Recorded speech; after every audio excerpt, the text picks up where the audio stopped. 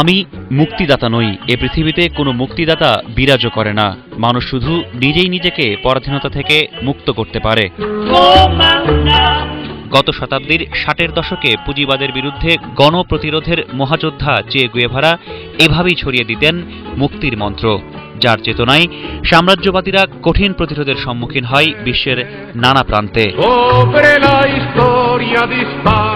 আর্জেন্টিনায় জন্ম নেয়া চিকিৎসক চে চাইলেই বেছে নিতে পারতেন আরাম আয়েশের নিরাপদ জীবন, কিন্তু গুয়েতেমালায় মার্কিন বাহিনীর অন্যায় শক্তি প্রয়োগ তার জীবনের গতিপথ পাল্টে দেয়। নির্ধারিত পেশা ছেড়ে হাতে তুলে নেন রাইফেল। সাহিত্যে নোবেল পুরস্কার প্রাপ্ত মারিও হোসা উনি একসময় বামপন্থী ছিলেন। বামপন্থীদের যখন পচন ধরে, মানে পরিবর্তন ঘটে, তখন তাতে পচন ধরে। তো উনি দিব্যি বলে দিলেন যে চের আদর্শ এককালে তরুণদের মাতালেও এখন চে একজন মমি, চের আদর্শ একটি মমি। আমি এ কথা একদম বিশ্বাস করি না। ফিদেল ক্যাস্ট্রোকে সাথে নিয়ে যুক্তরাষ্ট্রের মাত্র 90 মাইল দূরের কিউবাতে সফলতা পান চে।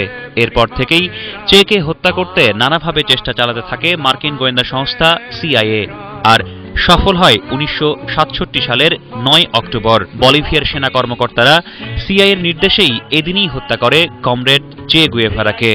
চে আদর্শ কখনো মরবে না, মরতে পারে না যতদিন পর্যন্ত পৃথিবীতে শোষণমুক্ত সমাজ এবং বৈষম্যহীন সমাজ তৈরি হয়।